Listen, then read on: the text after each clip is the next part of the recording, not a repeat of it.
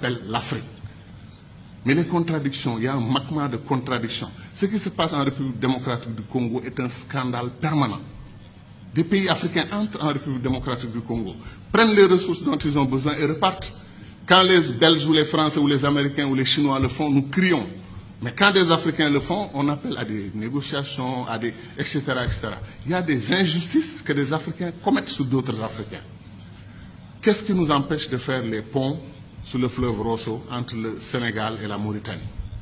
Qu'est-ce qui nous empêche de faire le pont sur le fleuve Gambie pour donner une continuité territoriale au Sénégal, régler le problème de la Casamance? C'est pour dire que les doctrines d'intégration que nous avons choisies, après 50 ans, comme on est c'est le jour de l'anniversaire, on dit notre bonheur pour ce qui a été fait, mais disons aussi notre préoccupation pour ce qui n'a pas été fait. Kourouma, depuis 1958, dit que le barrage de Dinga au Congo peut donner de l'électricité à toute l'Afrique, régler le problème de l'énergie. L'Afrique pourra même exporter de l'énergie. On n'a pas commencé 1 centimètre du barrage de Dinga. On nous dit que le barrage de Swapiti en Guinée peut donner de l'énergie à toute l'Afrique de l'Ouest. Où en est le projet? C'est-à-dire des choses simples qu'on pouvait faire et qu'on n'arrive pas encore à faire. Pour aller en Afrique centrale, moi, je fais 4 jours. 1 jour de voyage, 1 ou 2 jours pour régler les affaires que je veux faire là-bas. Après, c'est la bataille pour le retour.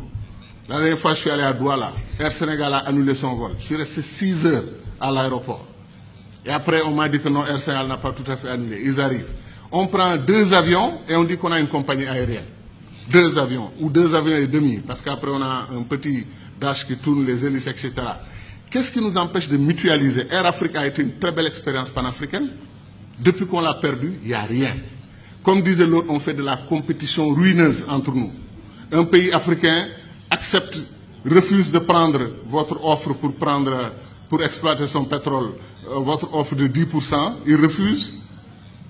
Vous traversez la frontière, un autre pays africain vous ouvre les bras, venez prendre. Pourquoi nous faisons des choses comme ça? Donc ce que nous disons, ce n'est pas de la théorie. Contrairement au sentiment de certains amis dans la salle qui ont pensé que nous, on voulait faire un saut, un puissant saut vers le passé. Non, on veut faire un saut vers l'avenir. On veut accélérer l'histoire de ce continent parce qu'on peut le faire. Tout est à volonté d'hommes. C'est les hommes et les femmes qui décident. Et nos dirigeants doivent entendre notre voix. C'est pour cela que les panafricanistes doivent se lever. Ils doivent s'organiser politiquement. Il y a des Africains panafricanistes qui votent pour des dirigeants anti-panafricanistes, qui ne veulent pas l'unité de l'Afrique. Ça n'a pas de sens. Je pense que les panafricanistes doivent être debout et faire entendre leur voix. Et je termine en disant encore une fois que moi, je crois en l'Afrique, et je sais que ceux qui sont dans cette salle croient en l'Afrique. Ce qui me désole le plus, c'est que si on faisait un concours de ceux qui aiment l'Afrique, qui croient au potentiel de l'Afrique, il y a des chances que les Chinois, les Américains, les Brésiliens viennent avant nous autres Africains. Parce que ces gens connaissent. Ils savent ce qui se passe en Afrique. Ils savent que l'avenir du monde, Sarkozy, malgré la critique qu'il nous a faite ici, qui ne correspond pas du tout à l'histoire, qui est totalement fausse, que nous ne sommes pas assez entrés dans l'histoire, c'est nous qui avons créé l'histoire. C'est chez nous, en Égypte, que l'histoire a commencé.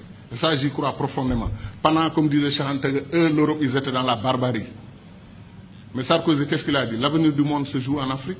Il est important de nouer des alliances avec les Africains dès maintenant. Bien qu'il ne l'ait pas fait côté immigration. Mais je veux dire que c'est ça. L'avenir du monde se joue chez nous.